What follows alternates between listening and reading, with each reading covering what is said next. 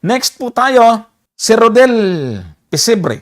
Kung Panginoong Hesus ay nagsabat, bakit siya inusig ng mga Hudyo sa hindi pagsunod dito? Sino bang tama? Ang Panginoong Hesus o mga Hudyo? Ano ba nang hiningi ng sabat na gawin ng tao? May mga mali din ito. Bakit ba hindi ginawa ito ng Panginoong Hesus? Pasok mga Hudyuhan dyan. O ito, pasok ka ngayon. Rodel Pesebre. Alam mo, ganado to kapag mga ganitong tanong Pero mas gusto ko sana yung mabait na tanong. Pero pag mga ganito, ngayon, pasok ka ngayon sa banga, sa mali mong interpretation. Una, sabi mo, kung ang Panginoong Hesus ay nagsasabat, bakit siya inusig ng mga Hudyo sa hindi pagsunod dito? Mali na kaagad yan. Pag-uusapan ho natin, kapatid, kung meron bang nakasulat sa Biblia yung ginawa ng Panginoon at yun ay hindi pagsunod sa sabat. Okay? Tapos, sino ba ang tama? Ang Panginoong Hesus o mga Hudyo? Naturalmente, tama ang Panginoon. Actually, pag pinag-usapan natin, mapapansin mo mamaya ito, yung paniniwala mo na nilabag ni Kristo ang Sabat, paniniwala din ng Hudyo yan di ba? Ikaw, Brother Rodel, di ba ang paniniwala mo nilabag ni Kristo ang Sabat? Yan din yung sabi ng mga Hudyo Kami naniniwala nilabag ni Kristo ang Sabat. At si Kristo, hindi niya rin sinabi na nilabag niya ang Sabat. Kaya, ikaw ngayon ang kakampi ng Hudyo, kami kakampi ni Kristo. Kristiyano kami, Hudyano kayo. Brother Rodel Pesebre. Ngayon, anong ibig sabihin? Ano bang hiningi ng sabat na gawin ng tao? Excuse me po kapatid, walang hinihingi yung sabat. Ang Diyos ang nag-utos na ipangilin yan. Alam mo, hindi ko alam kung, wag na lang nakakainis, nakakaawa na lang.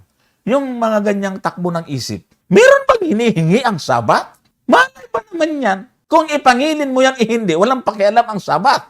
Wala namang malay yan araw yan Ang nag-utos na ipangilin yung sabat, binasa natin dyan sa Exodus, ang Diyos. Hindi yung sabat yung humingi sa'yo. Ang Diyos ang nagsabi na ipangilin mo yung sabat, ingatan mong banal yan.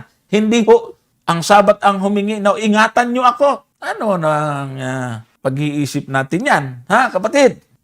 Bakit ba? Sabi niya, ano ba ang hiningi ng sabat na gawin ng tao? Wala akong hinihingi ang sabat. Ang Diyos ang humihingi. Kalapastanganan ang hindi pangingilin ng sabat. Pakinggan mo. Sa Ezekiel 22:26, tingnan mo. Ano po ang sabi dyan? Ang mga saserdote niyaon ay nagsigawa ng pangdadahas sa aking kautusan at nilapastangan ang aking mga banal na bagay. Sila'y hindi nangaglagay ng pagkakaiba sa banal at sa karaniwan. Kanila mang pinagmuni-muni ang mga tao sa marumi at sa malinis. At ikinubli ang kanilang mga mata sa aking mga sabat at ako'y nalapastangan sa gitna nila. Itong talatang ito, sinasabi ni Ezekiel, ang paglapastangan ay hindi paglapastangan o hindi ka nagkasala sa sabat. Sa Diyos tayo nagkasala, kapatid. Kaya wala hinihingi ang sabat sa atin.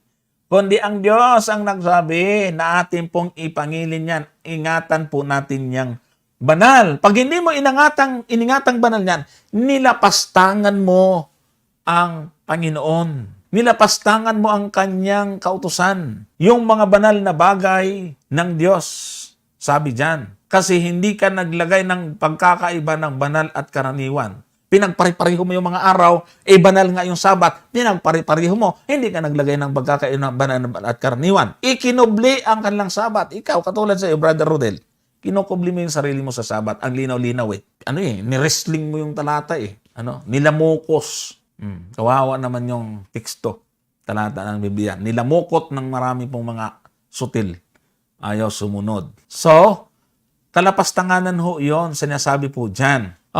Sabi mo pasok. Paano ka pa makalabas ngayon dyan sa maling argument mo? Pumasok ka sa butas na mali. Ito, kapatid na Rodel, ituturo ko sa iyo. Kung wala ka namang ginamit na talata wala kang ginamit ng talata, kaya ko na lang bibigyan ng talata na hindi mo na intindihan.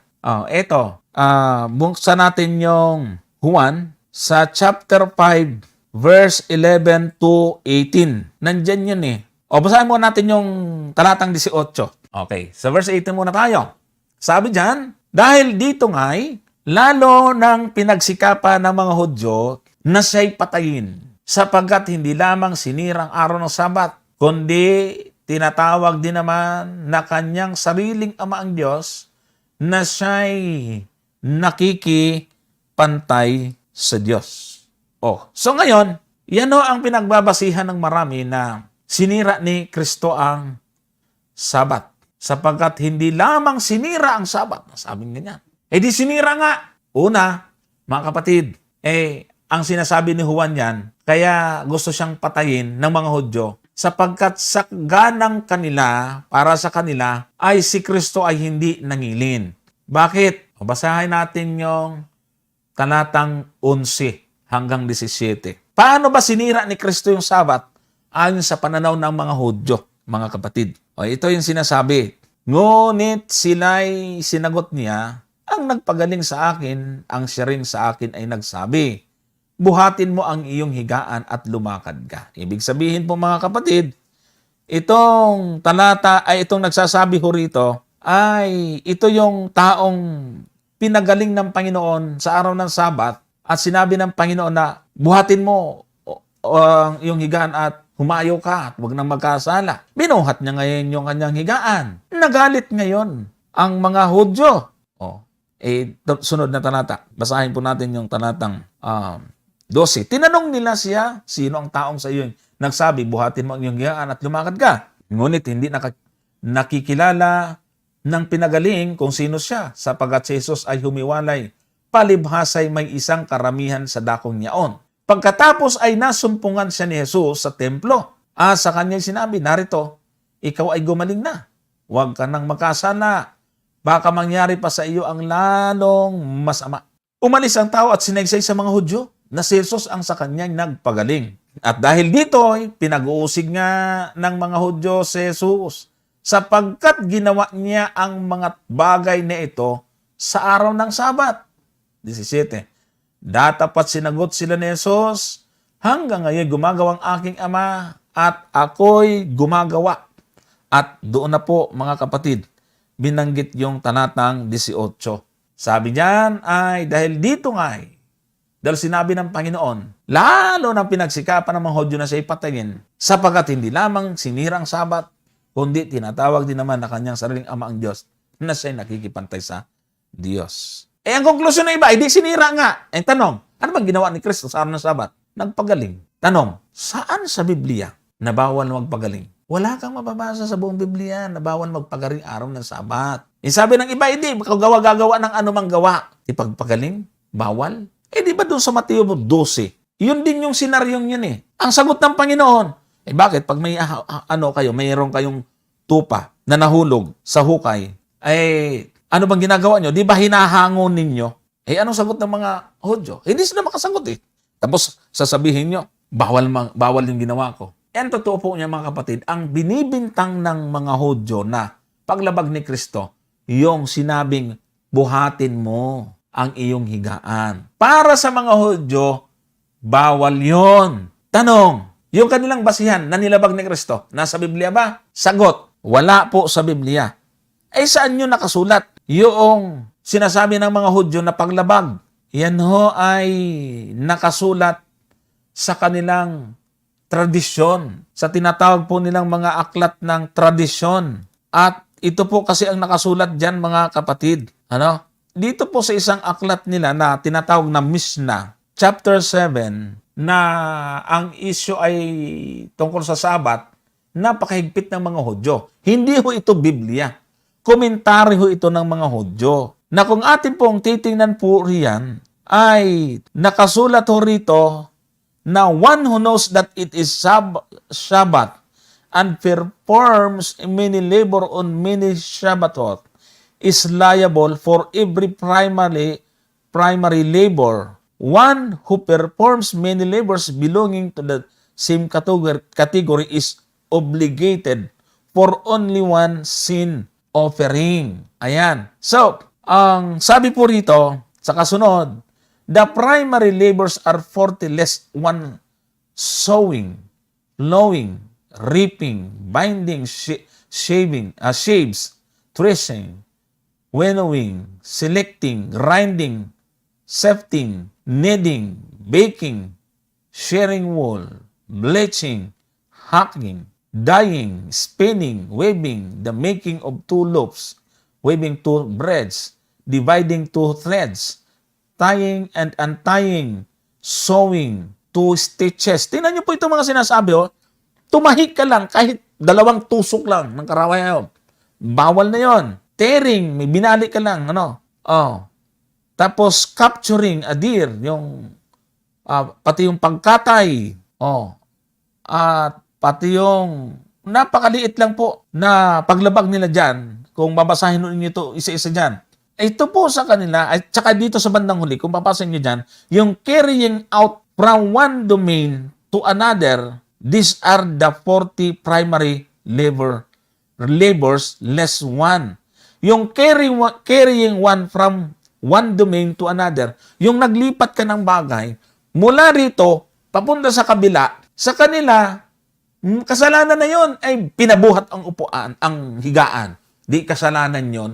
Sa mata ng mga Hudyo, kasalanan yon. Pero sa Panginoon, hindi kasalanan yon, mga kapatid. Kaya nga, ito pa ang sa bandang huli, they also stated another general principle. Whatever is fit to store, and people generally store things like it, and one carries it out on Shabbat, he is liable for sin offering on its account. But whatever is not fit to store, and people do not generally store things like it, and one carries it out on a Shabbat, only he that stores it is liable. So yun po yung sinasabi po ng mga Hudyo na pagkakamaling ginawa ni Kristo. Kaya kung pupuntahan po natin mga kapatid, yung iisang senaryo ho kasi ito iisa lang pong senaryo itong binabanggit dito sa doon sa Mateo Kapitulo 12. Tingnan nga natin yun. Chapter 12 ng Mateo ay sabi po rito, tingnan po ninyo yung talata, basahin nga lang natin mula sa talatang 1, yan, hanggang 7, yan, sabi po rito, o kaya hanggang 8. Nang panahong iyon, naglalakad si Jesus ng araw ng Sabat sa mga bukiran ng trigo, at nangagutom ang kanyang mga alagad, at nangagpasimulang magsikitil ng mauhay at magsikain. Datapot nagpagkakita nito ng mga Pariseo, ay sinabi nila sa kanya, tingnan mo, ginagawa ng mga alagad mo ang hindi matuwid na gawin sa Sabat. Ano yun? Dahil kumitil ng trigo. Di ba? Tearing down, sabi nga doon. Kanina sa kasabihan nila, ipakita ko nga yun. Sabagay, wag na. Kahit na tumahik ang 2 stitches, bawal yon. Kaya nung kumitil ng uhay ang mga alagad, sabi ng talatang 2, tingnan nyo, ginawa ng mga alagad ang hindi matuwid gawin sa araw ng Sabat. Ang nalalabag nila, hindi yung Biblia, kundi yung kanilang tradisyon. Talatang 3, datapat sinabi niya sa kanila, hindi ba ninyo nabasa ang ginawa ni David nang siya'y nagutom at ang mga kasamahan niya? 4, kung paanong sila'y pumasok sa bahay ng Diyos at kumain sila ng tinapay na handog na hindi matuwid na kanin niya ni ng mga kasamahan niya, kundi na masasacerdote lamang. Hindi ba ninyo nabasa sa kautusan kung paanong sa mga araw ng Sabat ay niwalang ganang ng mga sacerdotes sa templo ang Sabat at hindi nagkakasala? Anong ibig sabihin? Ito pong sinasabi ng Panginoon ho dito ay yung paghahandog ng mga sacerdote ng hayop. Pero hindi yung kasalanan. Kasi yun hindi po yun paglabag sa kautusan. Yun ho ay pagwalang galang sa tingin ng mga Hudyo na kumbaga hinahanapan nila ng mali ang ating Panginoon. Talatang 6, datapat sinasabi ko sa inyo, dito may isang lalong dakila kaysa templo. Datapat kung nalalaman ninyo kung ano ang kahulugan nito, habag ang inibig ko at hindi hain, ay hindi sana ninyo hinatulan ang mga walang kasalanan. Kita nyo, yung ginawa ng mga alagad, hindi yung kasalanan.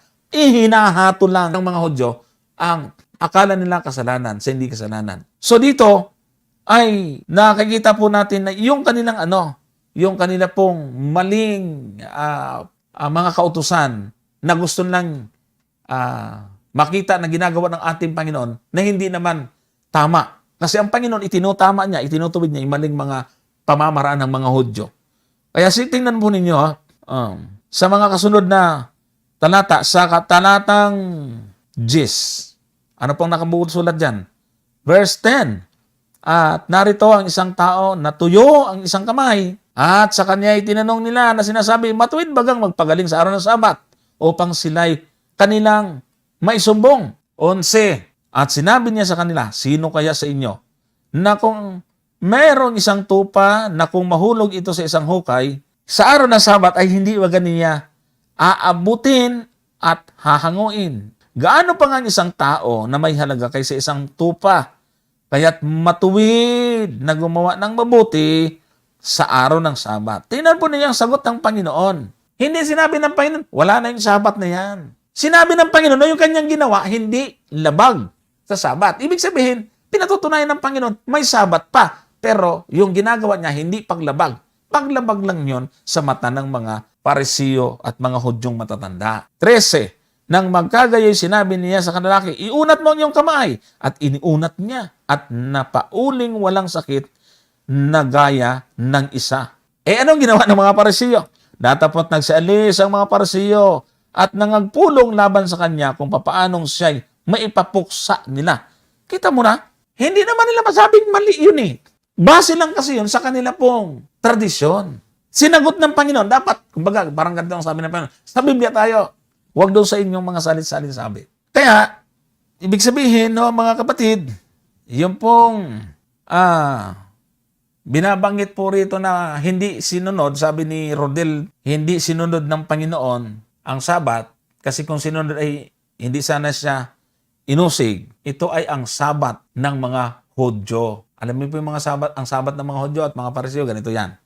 Bigyan ko kayo ng illustration. Alam na mga Hudyo kung gaano kahalaga ang Sabat. Napakahigpit ng Panginoon pagdating sa Sabat. Sa Old Testament, isa yan sa mga nalalabag po nila base sa mga binasa natin talata.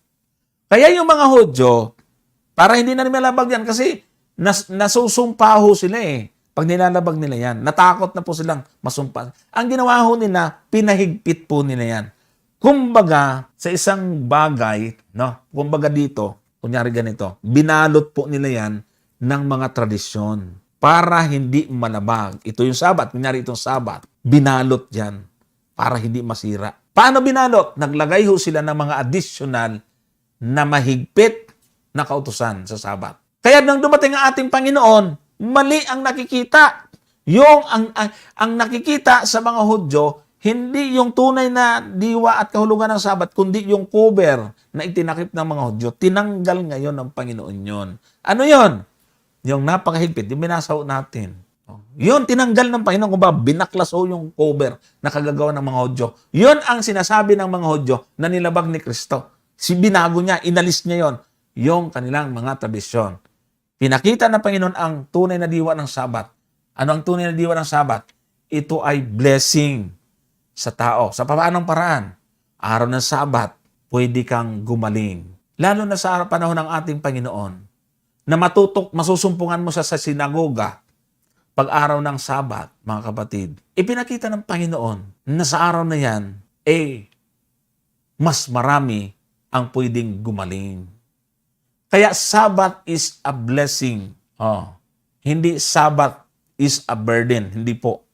Hindi burden ang Sabat, kundi blessing. So yan ang dapat po nating maintindihan, mga kapatid. So, ayan.